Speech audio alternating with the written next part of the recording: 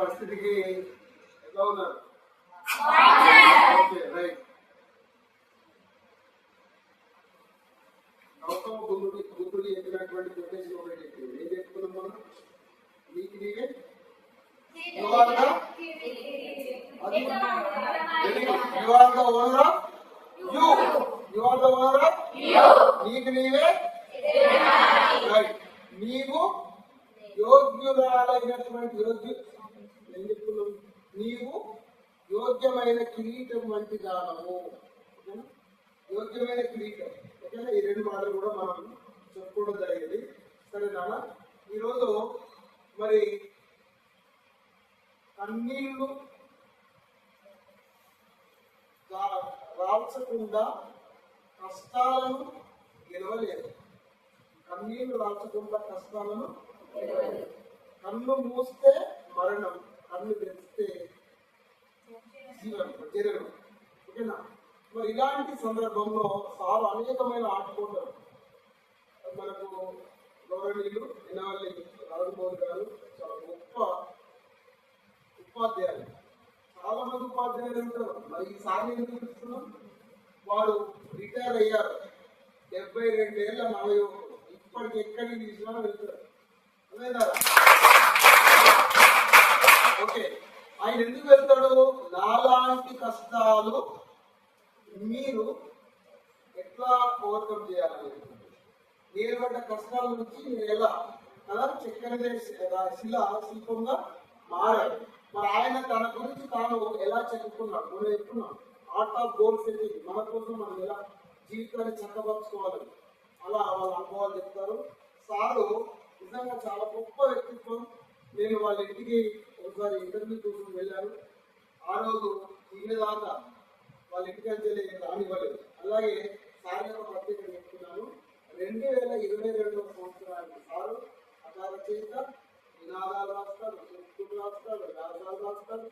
ఏదో ఇక్కడ కాదు, రాష్ట్ర స్థాయి అవార్డు. బాల సాహిత్యంలో 2022 సంవత్సరానికి గాను 2 రాష్ట్రాల్లో లేదా తెలుగు వాళ్ళందరికీ ఇచ్చేటువంటి ఉత్తమ గ్రంథ పురస్కారం రావడం జరిగింది. అది సిద్ధిపేటకు. అలాగే మనం ఇంకా వారు 314 బాల వికాస యాత్రలు చేశారు. 314 బాల వికాస యాత్రలు చేశారు. నిజంగా మరి వారు అన్ని జిల్లాలు దాదాపు ఎన్ని మండలం కవరేజ్ అనేది వాళ్ళ వేయడం కూడా తీసుకుని వెళ్ళి పిల్లల పక్షంగా అంత అర్థభావం వ్యక్తి నిజంగా ఈరోజు అయించి ఈ వర్షాకాలంలో ఈ వర్షం పడుతుండగా నేను వస్తాను, మీరు పిలిస్తే తప్పకుండా వస్తాను. ఆ బాలను, ఆ రేపటి పౌరులు, రేపటి పిల్లల్ని మనం వాళ్ళకి దిశానిర్దేశం చేద్దాం. మన అభిప్రాయాలు చెప్తాం, మన అనుభవాలు చెప్తాం. సారు అడగానే చెప్తుంది. నిజానికి ఈ సమయంలో ఆయన బయటకు వెళ్తలేడు. అలాగే జాతీయ సాహిత్య పరిషత్ ప్రస్తుత అధ్యక్షుడు. ఓకేనా? ఆయన 10 లక్ష కథ 10 రూపాయలకు లక్ష వడ్డీ, 10 రూపాయలకు లక్ష వడ్డీ అని పిల్లల పుస్తకంలో వాళ్ళ మేడం గారు బస్తీగా లేకపోతే వడ్డీ 10 రూపాయలకు తెచ్చింది. ఆ రోజు 10 రూపాయలు వాళ్ళ పెళ్ళైనప్పుడు ఎట్లుంటే 10 రూపాయలు, ఇప్పుడు 1,00,000 రూపాయలు ఇస్తుందని ఇస్తున్నారు అన్నమాట. చాలా అద్భుతంగా చెప్తున్నారు కదా. 10 రూపాయలకు అది చాలా గొప్ప. రైట్. ఇంకా మరో మిత్రుడు గౌరవనీయులు ఈబాబు సార్ మరి చూడడానికి చాలా సింపుల్ కనపడుతుంది, కానీ దాదాపు మనం ఊహించాం. ఎవరు ఏందో మనం ఊహిస్తాం. కాబట్టి ఆ ఊహతో అందకుండా జీవించిన ఆలోచన తన జీవితాన్ని ఎలా మర్చుకున్నాడు అనేది వారు కూడా చెప్తారు. నిజానికి sir dancer, singer, stage artist. నాటకాలు వేరు, సినిమా వేరు. నాటకాలంటే 4 నిమిషాలు కానీ 5 నిమిషాలు కానీ ఒక్కటేసారి చెప్పాలి. అది చెప్పినాక, ఆ డైలాగ్ చెప్పినాక మనం రిలీజ్ కావచ్చు.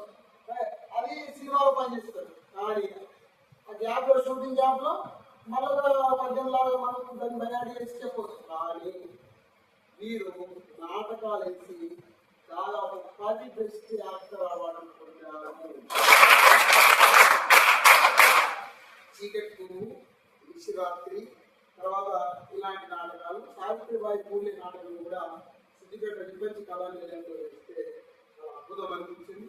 బుక్క దిప్పుకోకుండా, ఎక్కడ తొలబాటు లేకుండా, తొట్టుబాటు లేకుండా పలికే మాటల స్పష్టత, హావభావాలు వ్యక్తీకరిస్తూ ఏడ్పించడం, నవ్వించడం, కవ్వించడం, నవరస నటన అనుభూతుల్ని శ్రోతలో, ప్రేక్షకుల్లో కల్పించేటువంటి ప్రధాన బాధ్యత వారు తీసుకున్నారు.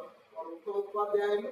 ఇంకొకటి మీకు అందరికీ ఇష్టం ఉంది కదా, గిరిబాబు థియేటర్ ఆర్టిస్ట్ అఫీషియల్ అనేటువంటి ఇష్టాల మీద వారు మీకు అందుబాటులో ఉంటారు. దాదాపు 30,000 పైచిలకు మంది వారిని ఫాలో అవుతున్నారు. ఫేస్బుక్ లో కూడా 30,000 మంది. నిజంగా ఇది చాలా ఒక గొప్ప మరి అచీవ్మెంట్. ఇంకా ఇవన్నీ ఒక ఎత్తు అయితే వీళ్ళ స్కూల్కి కలెక్టర్ మార్చారు. వీళ్ళ స్కూల్కి వీళ్ళ పిల్లలతోటి ఎక్కడికో వెళ్ళాల్సిన అవసరం లేదు. విభిన్నమైన వ్యక్తులు విభిన్నత చూపుకోరు, చేసే పనుల్లో విభిన్నంగా చేస్తారు.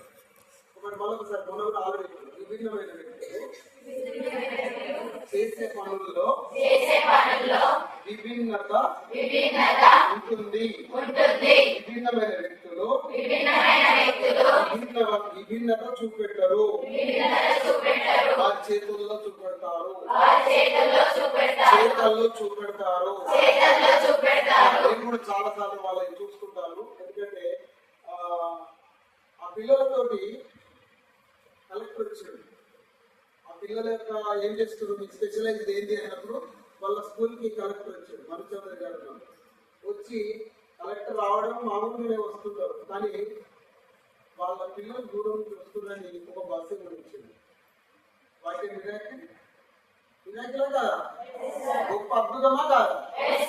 కలెక్టర్ రావడం, ఆ స్కూల్ని దర్శించడం, ఈ పిల్లలు చూడలేక ఏం చేసిన ఆయన ఇవాళ కూడా అదే స్థితిలో వర్షం పడుతుంది అని నేనే సంశయంగా చెప్పినప్పుడు ఇచ్చిన టైంను ఉపయోగించుకుందాం. రేపు ఎట్లుండో తెలియదు, ఇవ్వాలని పోదాం, వాన పడని పిడుగులు రాలని అనుకున్న లక్ష్యాన్ని విశ్రమించే వరకు మనం ఏం చేయదు.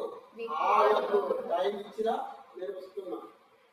ఎంతకంటే హాయిగా సారు చాలా ఒక స్థాయికి వచ్చాడు. కావాల్సిన అవసరం లేదు. రేపు ఎక్కడుంటే రేపు వద్దాం అనొచ్చు.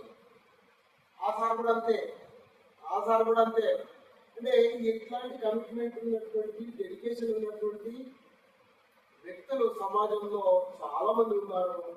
వీలైతే మరి ప్రోగ్రామ్ ఆఫీసర్లను మరి వాళ్ళ యొక్క అనుమతితోటి రోజు ఒక 4 ఆయన చేయాలనేటువంటి కెపాసిటీ మనకు ఉన్నది, మనం తెలుసుకున్నాం.